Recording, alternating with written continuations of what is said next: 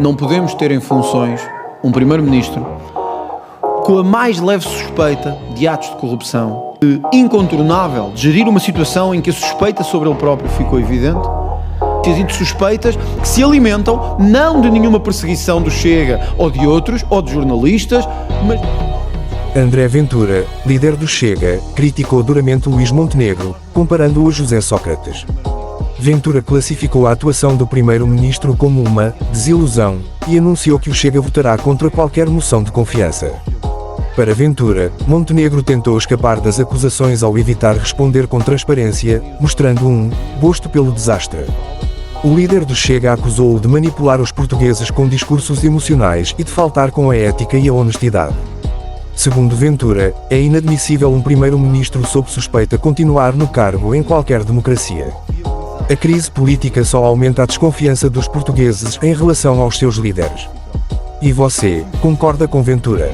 Deixe a sua opinião nos comentários e inscreva-se no Tuga de Bem para mais notícias.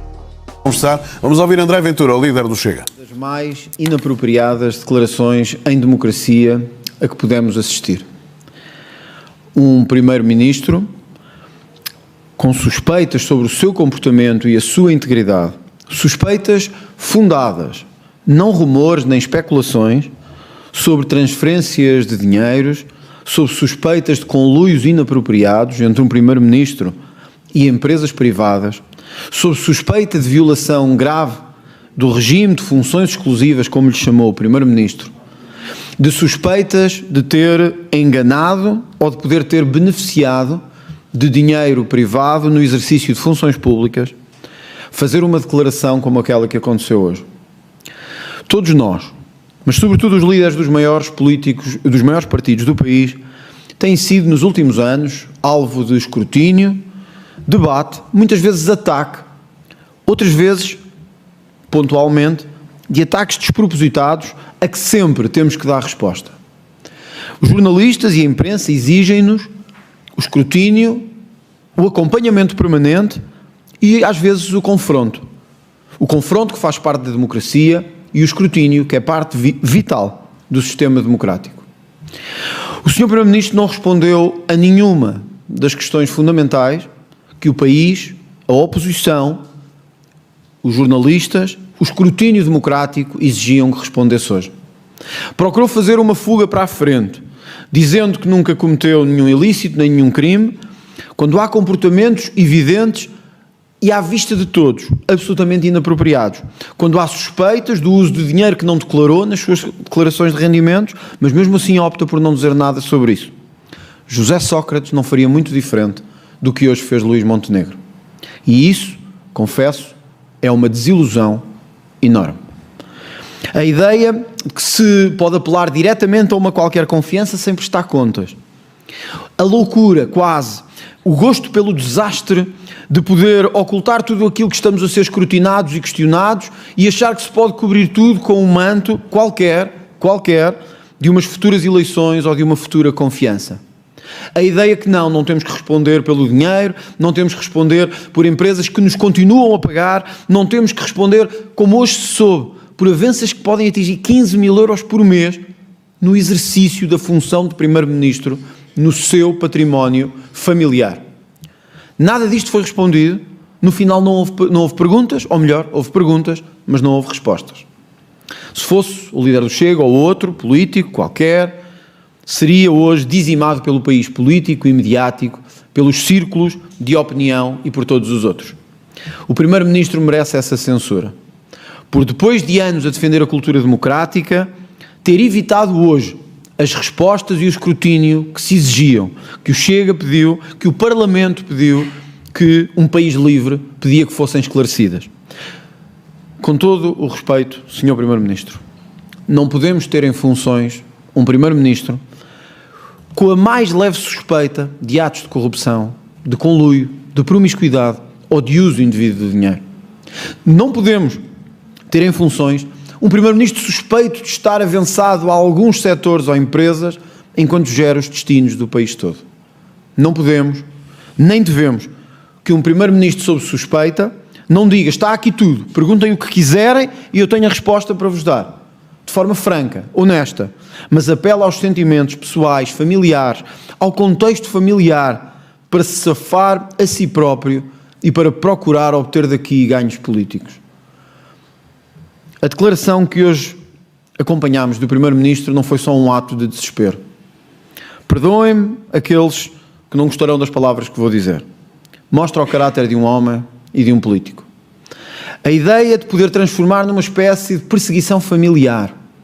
A ideia de procurar convencer os portugueses com uma retórica da família trabalhadora. Quando ainda hoje soubemos que, por exemplo, entre muitas outras coisas, 2 casas foram compradas a pronto, com quase 1 milhão de euros, sem que esse valor esteja registado nas declarações de interesses do Primeiro-Ministro, mostra bem como é uma lógica vazia e como é apenas uma lógica para enganar os portugueses. Portuguesas e portugueses. O Primeiro-Ministro assinou no final com aquilo que o Chega tinha proposto. A quando do conhecimento deste caso, exigimos o que eu penso que em política se deve exigir e o que a mim sempre me exigiram e o que ao Chega sempre exigiram: esclarecimento, confronto, verdade. Ou admissão ao Presidente da República como forma de incontornável de gerir uma situação em que a suspeita sobre ele próprio ficou evidente, ou a apresentação de uma moção de confiança ao Parlamento. O Primeiro-Ministro optou pelo segundo caso. Do que depreendi e do que penso que o país depreendeu, será pelo Governo apresentada uma moção de confiança, no sentido do Parlamento restabelecer a confiança que tem no Governo. Pois eu não posso confiar num Primeiro-Ministro sob suspeita que foge às perguntas e evita dar esclarecimentos. Pois eu, o Chega, não podemos confiar num Primeiro-Ministro que, com atos e com evidências incontornáveis de mau uso ou de uso pouco ético do dinheiro público, ou com benefícios indevidos ou recebimentos indevidos de dinheiro, diz simplesmente que a obra feita vale por si e que por isso não tem que dar nenhum esclarecimento e avança com uma fuga para a frente. Eu não posso confiar num Primeiro-Ministro assim. O Chega não pode confiar num Primeiro-Ministro assim. Sei e tenho a perfeita noção de que ninguém quer eleições. Sei e tenho a perfeita noção de que o país tem umas eleições autárquicas pela frente e umas eleições presidenciais em janeiro. Mas, portuguesas e portugueses, a corrupção não se pode evitar chamando os portugueses a votos. Portuguesas e portugueses, a corrupção está acima de qualquer cálculo político. E um Primeiro-Ministro sob suspeita não é aceitável em nenhum país democrático do mundo. O Primeiro-Ministro podia não estar sob suspeita. Como? Respondendo àquilo que tinha que responder. O Primeiro-Ministro podia não estar sob suspeita. Como? Dando os documentos e os esclarecimentos que lhe eram pedidos e que lhe eram exigidos. Evitando esta catadupa de notícias e de suspeitas que se alimentam não de nenhuma perseguição do Chega ou de outros, ou de jornalistas, mas da falta de esclarecimentos evidentes do Primeiro-Ministro de Portugal. Nós não podemos confiar num Primeiro-Ministro assim. Para ser aprovada uma moção de confiança no Parlamento, terá que ter os votos ou do Chega ou do Partido Socialista.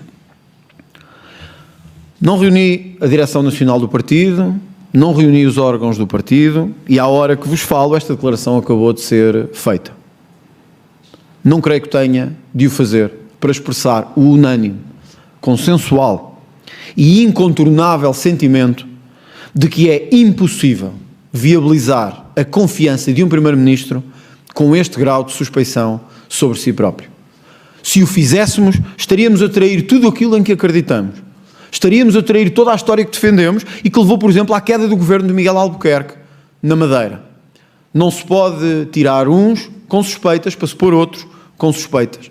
Não se pode alimentar o ciclo permanente de suspeição, de conluio, de promiscuidade, de corrupção da democracia, sempre com o vetor da estabilidade, confiando e sabendo que os portugueses não querem eleições. No final da sua intervenção, o Sr. Primeiro-Ministro disse: portugueses, não queremos uma crise política, mas ela pode ser inevitável. Não era, Sr. Primeiro-Ministro.